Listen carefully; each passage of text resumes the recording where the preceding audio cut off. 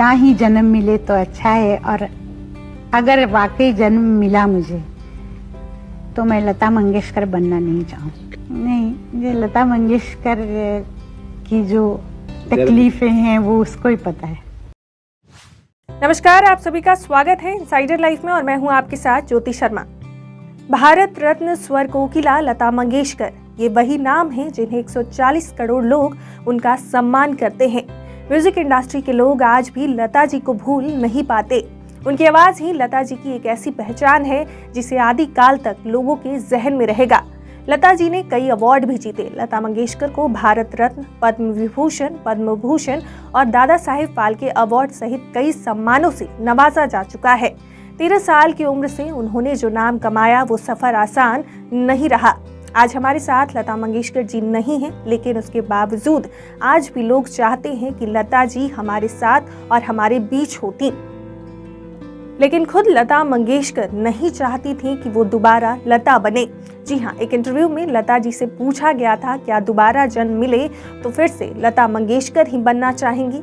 लता जी ने जवाब दिया था, अगर वाकई मुझे दोबारा जन्म मिला तो मैं लता मंगेशकर कभी नहीं बनना चाहूंगी, क्योंकि लता मंगेशकर की जो तकलीफें हैं वो मैं ही जानती हूँ। मुझे पहले भी किसी ने पूछा था तो वही जवाब मेरे पास है कि ना ही जन्म मिले तो अच्छा है, और अगर वाकई जन्म मिला मुझे तो मैं लता मंगेशकर बनना नहीं चाहूँगी। क्यों?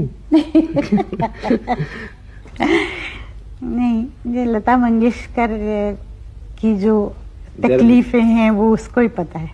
30,000 से ज्यादा गाने गाए, संगीत की दुनिया की सर्वोच्च शख्सियत बनी।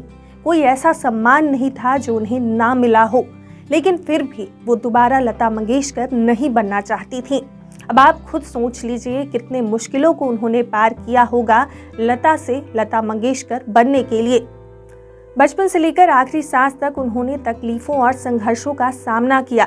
कम उम्र में पिता का साया सिर से उठ गया तो घर की जिम्मेदारी अपने कंधों पर ले ली।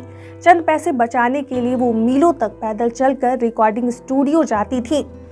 उनकी जिंदगी में बहुत सी कहानियां थी जो उनकी मुश्किलों को दिखाते हैं, साथ ही ये भी दिखाते हैं कि हर बार किस जीवटता के साथ उन्होंने उन परेशानियों को हराया। पिता के निधन के बाद लता मंगेशकर ने घर की जिम्मेदारी निभाने के लिए बाहर कदम रखा। इसी वजह से उन्हें अपनी पढ़ाई भी बीच में छोड़नी पड़ी।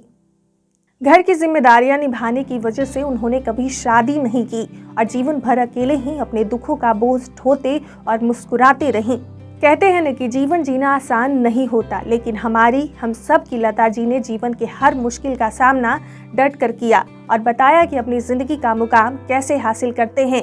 मुस्कुराहट के साथ उन्होंने एक ऐसा नाम बनाया जो भारत का हर देशवासी गर्व से कहेगा, लता जी हमारी शान है।